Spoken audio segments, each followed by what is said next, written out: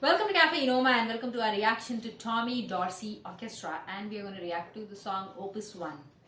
Let's get started with our reaction. This will be a first time single take honest reaction to this song. New year, but we are with the same style of our reactions, with honesty, with openness, with discipline, the way we like to do, and it is always going to be a single take honest reaction, uncut reactions, unscripted reactions. I hope everyone who's joining us from US, UK are doing well amid the new deadly English coronavirus strain that is creating havoc there in the UK and in the US. Whatever is happening is out there for everyone to see, but I hope the common sense prevails, people learn to live with each other peacefully once again. Opus 1. Opus 1.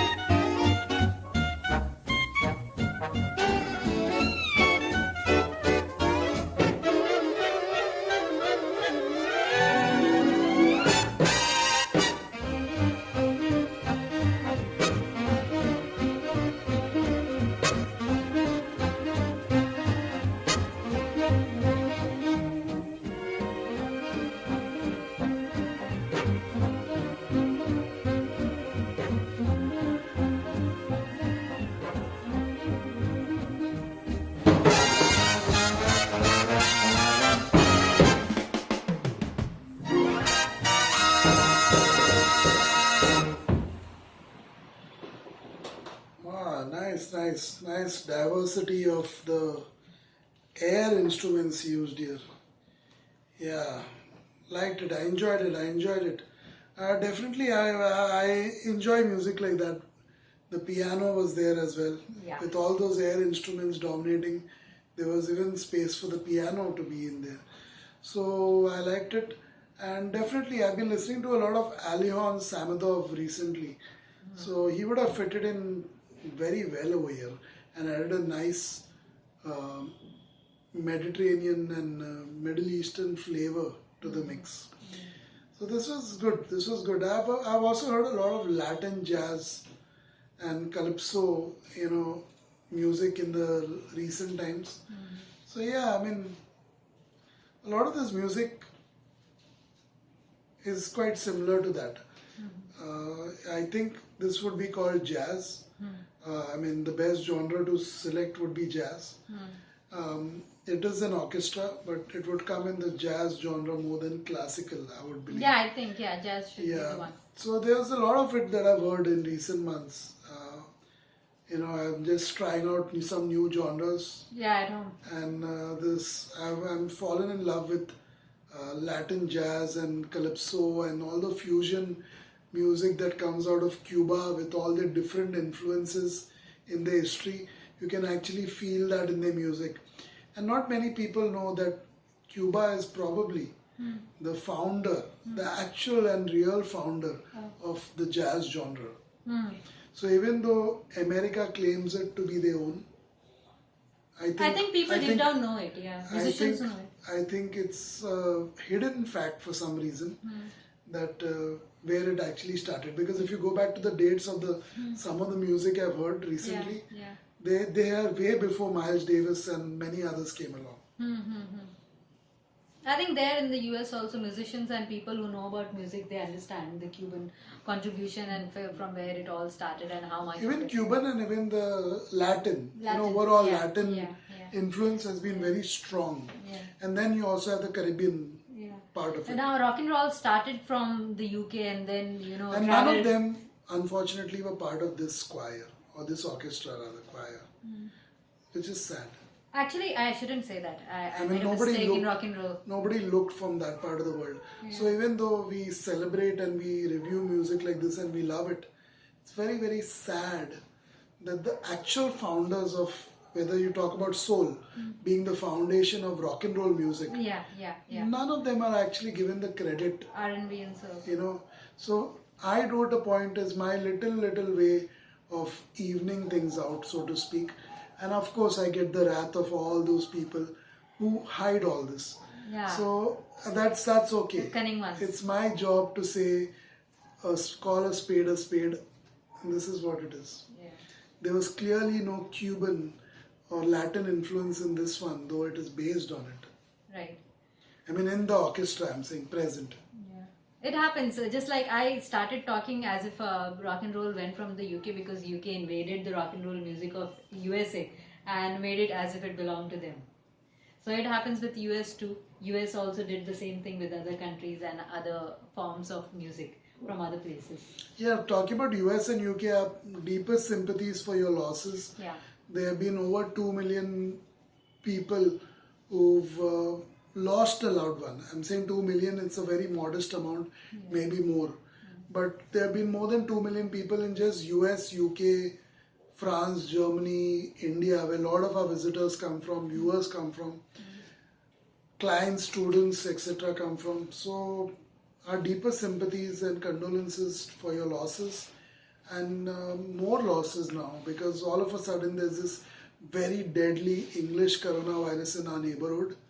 And a lot of people suffering from Alzheimer's, cancers, and dying of it because too much focus is being put on because coronavirus. of the negligence of medical due to all these healthcare in those countries. So a lot of people dying of that, which probably could have lived longer. And rise in prison rape, at least in America. What is that all about? But anyway, I mean... Is that insecurity? Is that fear? What is that?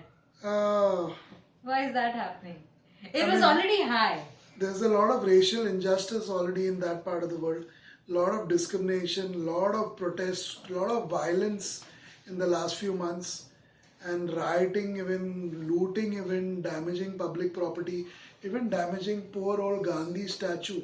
I mean, one of the most peaceful, peace-loving individuals that ever walked this planet. It would have been even more devastating. I don't think they have Mother Teresa's statue, but people would not have spared her. So I am thankful that it is not there. I'm thankful it isn't there. Thank you. Thank God. They don't make it if you're not going to. Thank God it's not there in that part. And desecrate it that way. So it's good that it is not there, because it would have been really heart-wrenching. And I've been blessed by her, so it would hurt me personally if I saw that happening. Yeah. Or watched it on television. Yeah. Yeah. Anyway, Sherwood. Tommy Dorsey. Sherwood, Nitty Gritty Band, Santana. We've heard a lot of music. Are reacted to today. Yeah, I'm saying what we've heard. Yeah, and of course, the Tommy Dorsey Orchestra, Opus 1. This one. Just to even things out for you, don't just come hitting hard at me or us because of how we put things or word things. Just give us some information about Tommy Dorsey Orchestra. When were they founded? Who are their influences?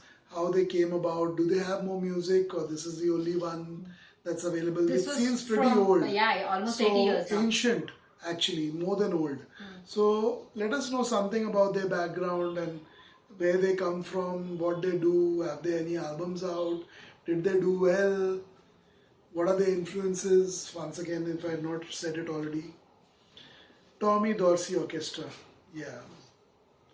I love jazz. I grew up listening to jazz, but I like don't it. remember most of them because I was so little when it was playing, predominantly playing in my household. I don't really remember most of them, but we had a huge collection in our family home: jazz, classical, and so many different, pop, country. Country was quite big.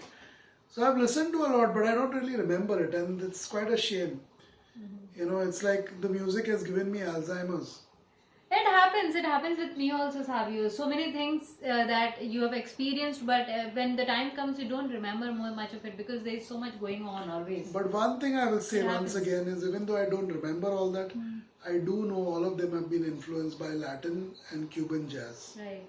Or Cuban music if it wasn't called jazz. Yeah. Because it probably wasn't called jazz back then. So they're influenced by Cuban traditional music or folk music, call it what you will. Influenced heavily by Latin and Cuban music. Yeah, but it's called jazz. So let's call this jazz to make you happy.